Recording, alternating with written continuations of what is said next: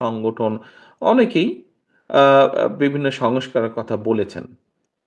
BNP কিন্তু এই সংস্কারের কথা অর্থাৎ রাষ্ট্রের বিভিন্ন প্রয়োজনের পুনর্গঠনে সংস্কার ক্ষেত্র বিশেষে সংস্কার প্রয়োজন। এই কথাটি কিন্তু বিএনপি বলেছিল প্রায় ২ বছর আগে। আপনারা সকলেই কমবেশি ওয়াকিবহাল আছেন। যখন আমরা জানতাম স্বৈরাচার বিদায় হবে, হয়তো এক্সাক্ট টাইমটা আমাদের কাছে পরিষ্কার ছিল না। কিন্তু আমরা জানতাম স্বৈরাচার বিদায় হবে। বিশ্বাস আমাদের ছিল। ২ বছর আগে তখনো স্বৈরাচার এই দেশে আছে। স্বৈরাচারী কায়দায় এই যে আজকে যে পলাতক স্বৈরাচারী কায়দায় সে দেশের মানুষকে কষ্ট দিচ্ছে। সেই সময় আমরা দিয়েছিলাম। আমরা দেখছি অনেকে খুব রিসেন্টলি কথা বলছে। কেন আমরা সেই সময় দিয়েছিলাম? কারণ বিএনপি সবসময় দেশ এবং দেশের মানুষকে নিয়ে চিন্তা করে বলেই কিন্তু ২ বছর আগে যখন অনেকেই বিশ্বাস করতে চাইতো না যে স্বৈরাচার বিদায় হবে, আমরা সেই সময় এটা দিয়েছি। পরবর্তীতে তখন আমরা ১ম এ দিয়েছিলাম ২৭ দফা, পরবর্তীতে এটা ৩১ দফা হয়েছে। কারণ আমাদের সাথে যে সকল দল গণতান্ত্রিক দল স্বৈরাচার আ আন্দোলনে ভূমিকা পালন করেছেন তাদেরও কিছু মতামত ছিল। সেই মতামতগুলোকে আমরা এটার মধ্যে ইনক্লুড করেছি পরবর্তীতে এবং পরবর্তীতে সেটি ৩১ দফা হয়েছে। এখন প্রিয় সহকর্মীবৃন্দ, আজকে ৬৫০ মানুষ আপনারা এখানে সকাল থেকে বিকেল পর্যন্ত আপনারা এখানে আলোচনা করলেন, জানলেন, শুনলেন, বুঝলেন। সাথে নিয়ে যাচ্ছেন আপনারা যা অর্জন করেছেন, জেনে গেলেন। কিন্তু এটি তো শুধু এই ঘরে রাখার বিষয় নয় বা ঘরে রাখলে তো চলবে না।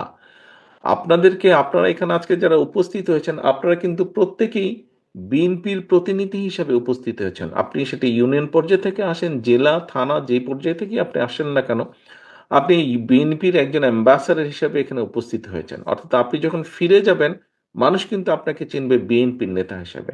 এবং খুব স্বাভাবিকভাবে আপনার আশেপাশে পরিবারের অনেক সদস্য বা আপনার এলাকার মানুষ কিন্তু জানে আজকে আপনি এরকম একটা অনুষ্ঠানে এসেছেন।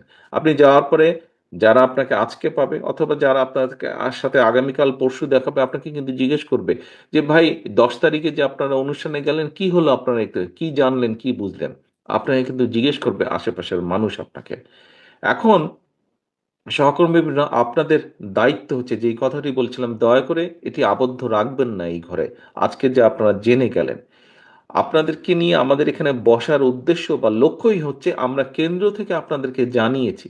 এখন আপনারাকে এটা নিয়ে যেতে হবে পরবর্তী লেভেলে এবং এইভাবে পরবর্তী লেভেলকে নিয়ে যেতে হবে তার পরবর্তী লেভেলে। কিন্তু এটিকে দেখভাল করতে হবে আপনার।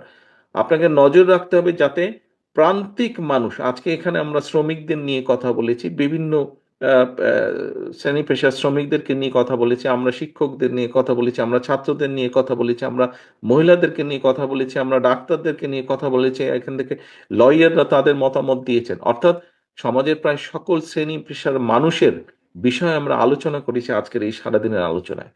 আপনাদেরকে এই মানুষগুলোর কাছে যেতে হবে। এই মানুষগুলোর কাছে পৌঁছে দিতে হবে যে এই হলো আমাদের ৩১ দফা, তার মধ্যে এই আছে। ৩১ দফার এরকম ছোট বই একটি আপনাদের প্রত্যেকেই দেওয়া হয়েছে।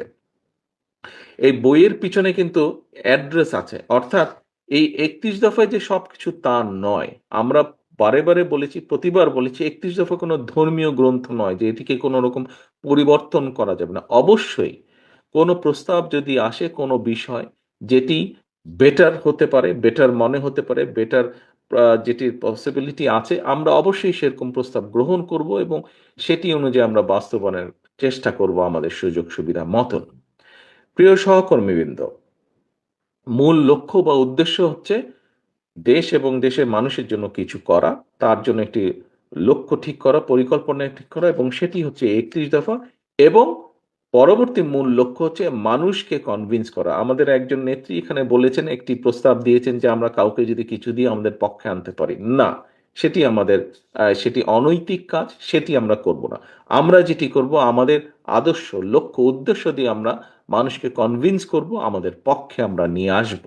কারণ আমরা দেখেছি কিভাবে ডামি ভোট হয়েছে এই দেশে। আমরা দেখেছি কিভাবে নিশিরাতের ভোট হয়েছে এই দেশে। আমরা দেখেছি কিভাবে ভোট ডাকাতি হয়েছে এবং